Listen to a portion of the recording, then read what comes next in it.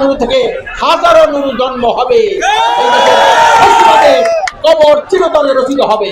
ফ্যাসিস্টদের দোসরদের তৎপদ অবতৎপদ বন্ধ হবে। আমরা কি দেখতে পাই? আমরা দেখতে পাই একটা মর্মান্তিক ব্যবস্থা দেখতে পাই মর্মান্তিক একটি অবস্থা আমরা দেখতে পেয়েছি। নুরুল হক নূরের মতো একজন বিপ্লবী নেতার উপরে আমি প্রথম আশা করেছিলাম বোধহয় জাতীয় পার্টি অফিসের সামনে এই মারামারিটা হয়েছে, কিন্তু যখন দেখলাম যে না বিপি নূরের অফিসের সামনে সাংবাদিক সম্মেলনের বৈঠকে হামলা হয়েছে ন্যাক্কারজনকভাবে, তখন আমাদের চিন্তা ভাবনা একটু অন্যদিকে গেল যে এইটার পিছনে একটি গভীর ষড়যন্ত্র রয়েছে। এই ষড়যন্ত্রের হোতাকারাও ফ্যাসিস্ট হাসিনার দোসররা এখনো কিন্তু এদেশে আছে। ফ্যাসিস্ট হাসিনার দোসররা রাজনৈতিক দলের মধ্যে আছে, ফ্যাসিস্ট হাসিনার দোসররা সেনাবাহিনীর মধ্যে আছে, ফ্যাসিস্ট হাসিনার দোসররা পুলিশ বাহিনীর মধ্যে আছে। আমরা মনে করি এই ষড়যন্ত্র অত্যন্ত গভীর।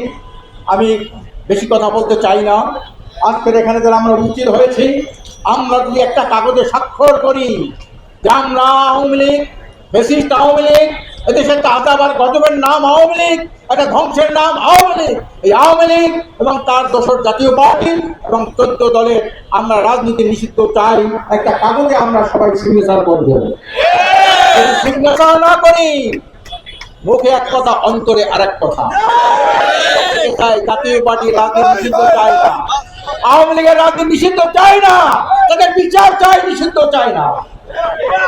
এই জন্য আমরা পরিষ্কার ইসলামী আন্দোলন বাংলাদেশের পক্ষ থেকে, পীর সাহেব চরমনাইয়ের পক্ষ থেকে পরিষ্কার দাবি জানাই, আজকে সবাই আমরা একটা কাগজে স্বাক্ষর করব। এই স্বাক্ষরিত কাগজ আমরা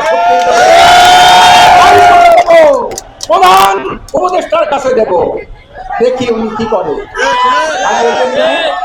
এই জন্য আমরা স্বাক্ষর করব।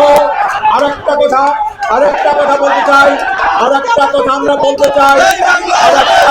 বলতে চাই এবং 14 দলের মতো আর কোন ফ্যাসিস্ট গোষ্ঠী সৃষ্টি বাংলাদেশে না হয়, এই জন্য আমরা সবাই অতন্দ্র প্রহরী ভূমিকা পালন করব। এই কাজ করে করতে পারি। আজকে আমি গণ অধিকার পরিষদের পক্ষ থেকে আর বাংলাদেশ ইসলামী আন্দোলনের পক্ষ থেকে গণ অধিকারকে ধন্যবাদ জানাই। বিপি নূরের সুস্বাস্থ্য কামনা করি। তার মতো একজন বিপ্লবী, আজকের হাজারো নুরু থেকে, এক নুরু থেকে হাজারো নুরু জন্ম হবে। কবর চিরতরে রচিত হবে। আসুন, আমরা আওয়ামী ফ্যাসিস্টদের পতন হয়েছে, কিন্তু ফ্যাসিবাদের কিন্তু পতন হয় নাই।